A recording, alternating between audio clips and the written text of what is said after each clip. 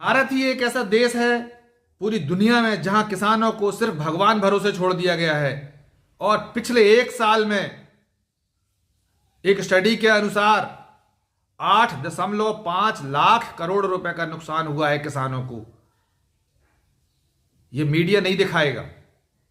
और आपको यह भी मालूम है कि पिछले जो रिपोर्ट आई थी एनसीआरबी की, 4 लाख किसान आत्महत्या कर चुकी हैं।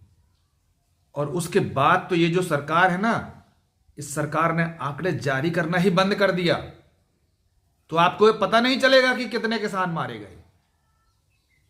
इस युग में हम जी रहे हैं। तो दोस्तों, आप लोग जो बिना कंटेंट्स के इधर उधर की जो मीम्स और इधर उधर के जो आप लोग रील्स बनाते हैं, अच्छा होगा, सबसे बेहतर होगा कि आप लोग किसानों की स्थिति को समझिए। आप खुद भी किसान परिवार से आते हैं, आप खुद भी मजदूरों के परिवार से आते हैं। तो आप लोग देखिए कहाँ क्या हो रहा है, किस तरह से किसानी में परेशानी आ रही है, किस तरह से चीज़ें महंगी होती जा रही हैं, किस तरह से किसानों की लागत बढ़ती चली जा रही है और किसानों को हर पल अड़ंगे अड़ाए जा रहे हैं। नजर रखिए आप लोग अभी देख लीजिए, पूरा फरवरी से किसान बैठे हुए हैं अभी शंभू बॉर्डर पर। सरकार के कान में जू रेंग जाए वाला कि उनकी बात सुन ले, नहीं सुन रही है। इसलिए हमारा कहना है, आप अपना मीडिया खुद बनिए, अपनी खबरें निकालिए और गोदी मीडिया को बायकॉट करिए। उनकी खबरें क्यों हमको देखना है? बिल्कुल मत देखिए। उनके अखबार हमको क्यों खरीदना है? बिल्कुल मत खरीदिए अखबार। और अपने अखबार खुद छापिए, अपने अखबार खुद बनिए, अपनी खबरें खुद निकालिए। सोशल मीडिया है आपके हाथ में, आपके हाथ में कैमरा है। फिर से मैं कह रहा हूं, तुरंत क्लिक करिए, देखिए क्या परेशानी हो रही है, किस तरह से लोग परेशान हो रहे हैं, किस तरह से किसान परेशान हैं।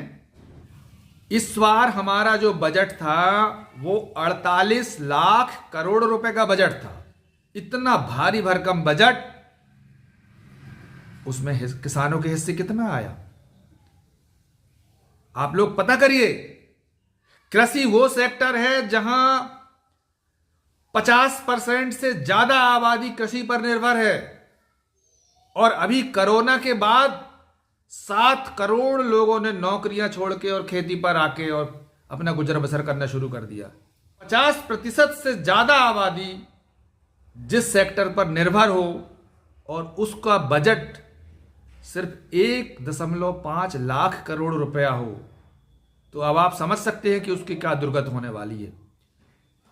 तो ये डिजाइन ही ऐसा किया जाता है। आपको मालूम है कि हमारे नेता लोग ये मान के चल रहे हैं कि एग्रीकल्चर सेक्टर बोझ है देश के लिए। वो इसे बर्डन समझ रहे हैं देश का। जो किसानों को बजट दिया जा रहा है उससे वो कहते हैं कि ये फालतू का पैसा आप किसानों को दे रहे हो, ये तो नाली में जा रहा है, ये पैसा पानी में फेंकने के जैसा है जो आप खेती में सरकार जो बजट दे रही है। तो आप इनकी मंशा को समझिए।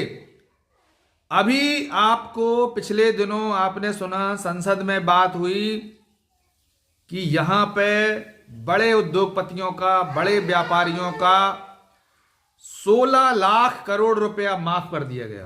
और किसानों के ऊपर, हर किसान के ऊपर एवरेज 91,000 रुपए का कर्ज बैठ चुका है। हर किसान इस समय इनका एवरेज जो ऋण है वो किसान के ऊपर 91,000 रुपए का ऋण है। आप सोचिए कैसे जिएगा किसान? इतनी रात दिन मेहनत करता है। इस देश में सबसे ज्यादा अगर महंगे हुए हैं तो मकानों के दाम महंगे हुए हैं।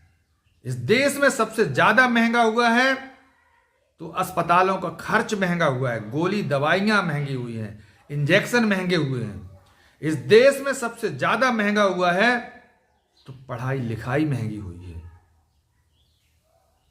लेकिन गोदी मीडिया शो करता है कि 50 रुपया किलो टमाटर बिक रहा है। गोदी मीडिया शो करता है कि आलू के रेट महंगे हो गए हैं। तो आप ये समझिए, ये खेल समझिए और मित्रों अपना मीडिया खुद बनिए। 1970 में 1 कुंटल गेहूं 76 रुपए का था और 1 कुंटल में 118 लीटर डीजल खरीद सकता था किसान। और आज आप देख लीजिए, 1 कुंटल में आप 25 लीटर डीजल नहीं खरीद पा रहे हो। यह स्थिति है। इसलिए अपना मीडिया खुद बनिए, अपनी खबरें खुद निकालिए। 1970 में गेहूं के रेट 76 रुपए कुंटल थे और आज अभी आप देख लीजिए पिछले दिनों क्या खरीदी हुई। तो मुश्किल से जो अभी बढ़ा है वो बढ़ा है 22 से 23 गुना। किसानों की फसल के दाम 22 से 23 गुना ज्यादा बढ़े, लेकिन एम्प्लॉय 200 गुना। सरकारी स्कूल के शिक्षकों की तनख्वाह 300 गुना, कॉलेज के प्रोफेसर्स की तनख्वाह 400 गुना बढ़ गई। तब किसानों को कितना बढ़ रहा है? 20 गुना, 22 गुना। तो अपना मीडिया खुद बनिए।